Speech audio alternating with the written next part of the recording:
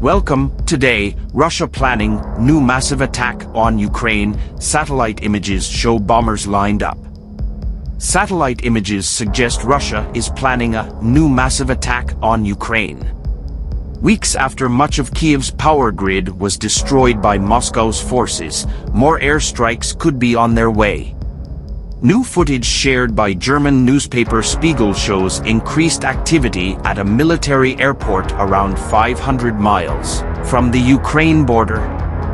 The paper described an unusual amount of movement at Engels 2. It added that the airport was on increased alert. Military experts told the paper that Ukraine could soon be hit by a serious airstrike. Just days after Russian forces withdrew from Kherson, Ukrainian civilians were urged to leave the area due to power issues following from strikes on infrastructure.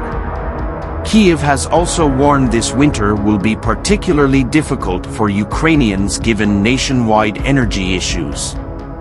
Fresh strikes, should they materialize, are likely to deepen fears over the months ahead for Ukrainian soldiers and civilians. Amid the reported movement at Engels 2 could be a batch of cruise missiles, according to one analyst. Konrad Musica, a military expert at Rockhan Consulting, told Spiegel, "There's a lot of movement on the ground, a lot of aircraft being serviced and obviously getting ready for new missions. You also see carts that can be used to transport Kh-55 or Kh-101 cruise missiles." Engels 2 is understood to be one of the most important bases of the Russian Air Force. One satellite image of the site shows at least 13 planes along one airstrip. Putin justifies strikes on Ukraine's energy facilities as revenge for Crimean bridge attack. According to Moscow, Putin called the strikes on civilian infrastructure forced and inevitable.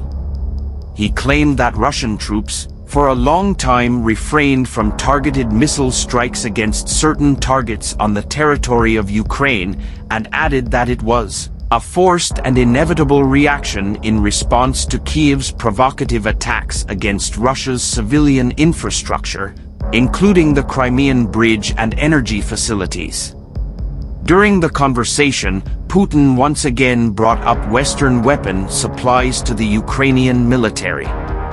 The dictator said that this leads to the fact that Kiev completely rejects the idea of any negotiations, despite having previously rejected any negotiation offers from Kiev, as evidenced by the continued presence of Russian troops on Ukrainian soil. Putin and Scholz also spoke about the grain